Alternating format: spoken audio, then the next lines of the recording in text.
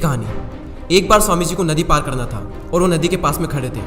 तभी एक साधु ने आकर उनसे पूछा, क्या आप ही स्वामी विवेकानंद हो?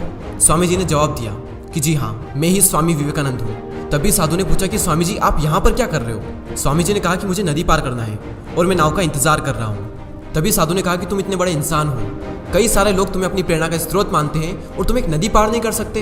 देखो मैं तुम्हें नदी पार करके बताता हूँ। तभी उस साधु ने पानी पर चल करके उस नदी को पार किया और फिर से पानी पर चल करके स्वामी जी के पास लौट कर आए और बोले कि देखो मेरे पास इतनी शक्ति है, मेरे पास इतना टैलेंट है, मेरे पास इतना ज्ञान है, उसके बावजूद भी मुझे कोई नहीं जानता।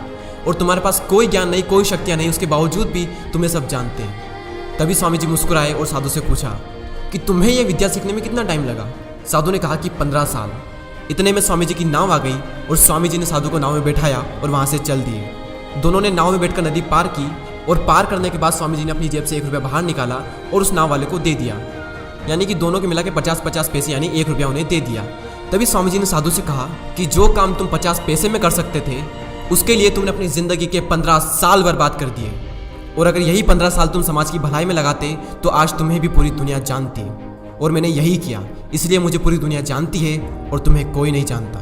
और स्वामी जी ने साधु से कहा कि तुम्हारी तरह कई सारे लोग ऐसी चीज़ों में अपने दिन, हफ्ते, महीने, साल लगा देते हैं जिनका उनकी ज़िंदगी में कोई मतलब नहीं निकलता।